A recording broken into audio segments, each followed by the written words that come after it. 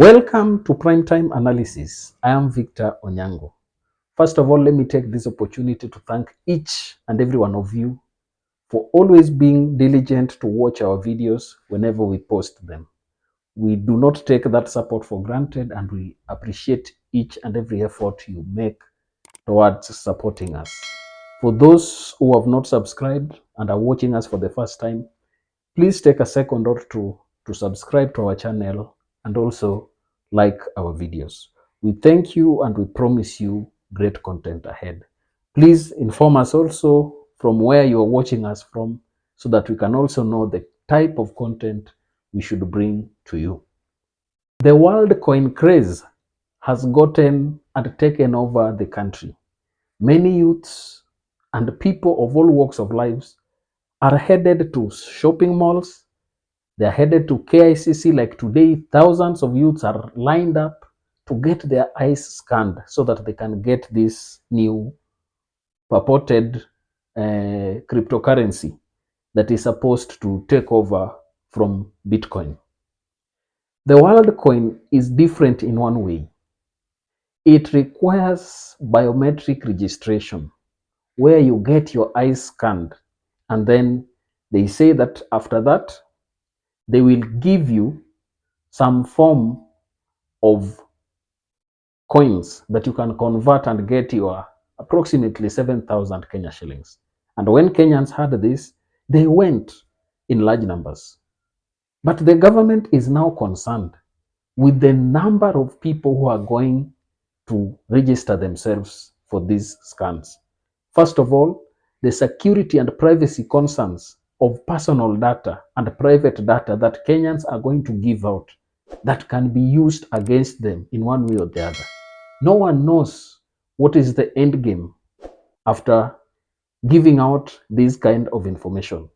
From their site, WorldCoin states that once they scan your details, the retinal information is just supposed to confirm that you are human. Once it is confirmed, the details will be deleted. But security experts have given their opinion and said, when giving such kind of information, you are exposing yourself to misuse, and you've consented and you've been paid to give out that information.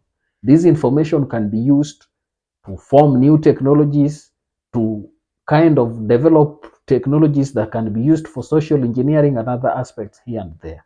So the government has given strict warning to Kenyans that one thing you must do to ensure that you survive is that be very careful.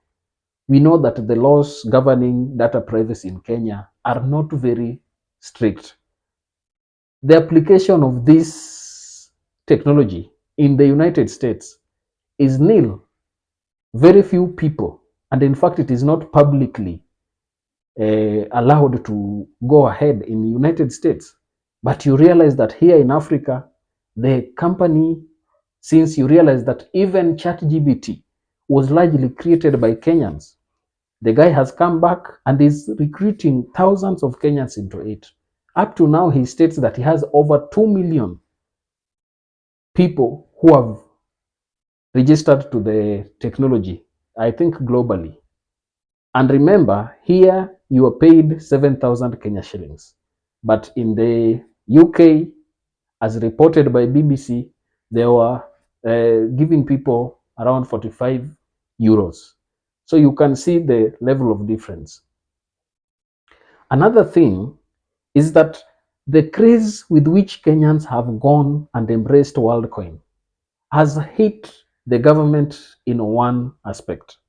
It has shown that Kenyans are helpless and they do not have any other source of income. And therefore, if they find time to go and get free money somewhere, they can easily be engaged. This has gotten the government thinking, and it has shown that surely Kenyans are going through a hard time, and especially when it comes to having life go on in an easier way.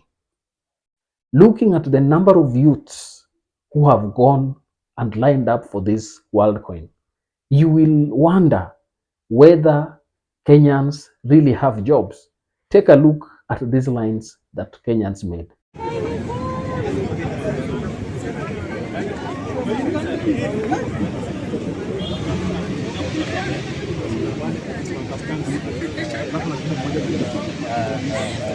Utafanya hivyo itakuwa sawa, lakini unakwenda pesa kwa hiyo hofu nyingine kwa kuja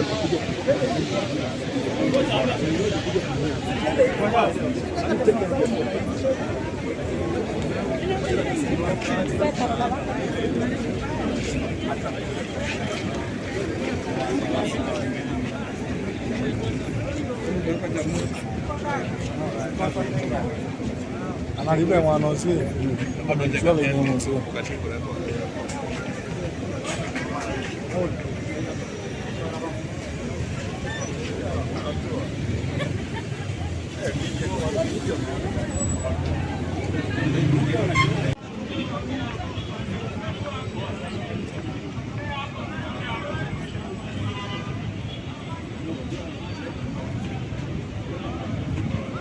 See, you stop. You wait for the nini.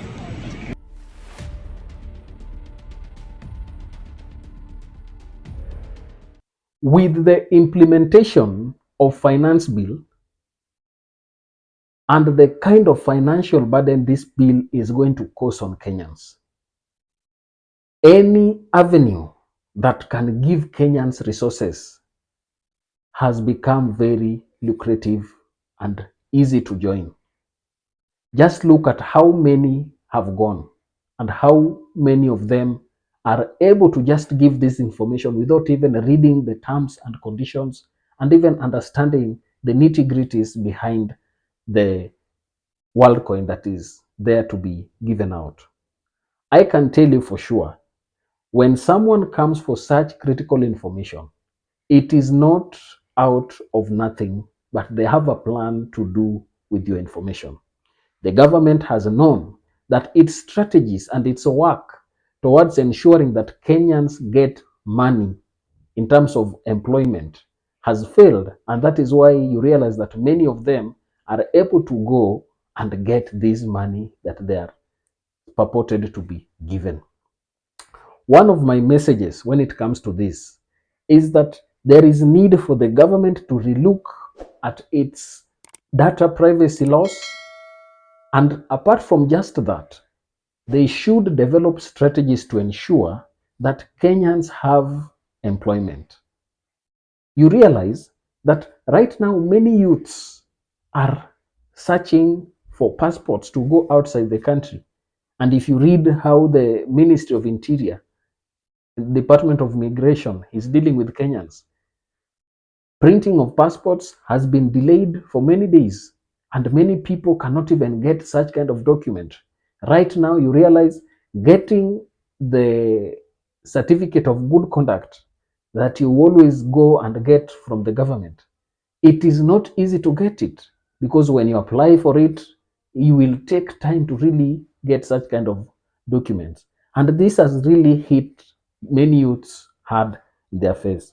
And that is why you realize that when they get such kind of instances where they can go and get free money, they easily go and they are ready to join. Kenyans must remain very vigilant, and I think many of them do not have any other option, and they do not have anywhere else where they can get such kind of resources. But it is necessary that Kenyans be wary and understand that giving such critical information is not advisable. Even those that you remember were contained in our election data, where we were able to give our faces and our fingerprints and everything and our ID informations. This information can be used by third party if not properly protected. So the government and other entities must ensure that they set up data privacy laws to protect Kenyans from exploitation, because you realize that Sam Waltman and his team have realized that it is easier to develop products in Africa, and that is why you find that such critical information and such critical technologies are just being overhyped and over advertised in Africa to get them go and get enough data so that they can use to undertake their different responsibilities and activities that they have planned.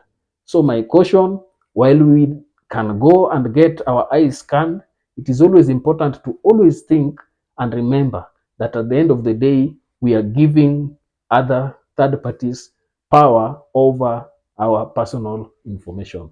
That's my take. I do not know what you think about this WorldCoin craze, and I don't know whether you think the government is taking responsible and serious measures to protect Kenyans from exploitation in one way or the other.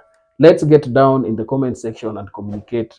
Kindly tell us what you think about our engagement and everything that we've talked about. Thank you, and please remember to subscribe to our channel.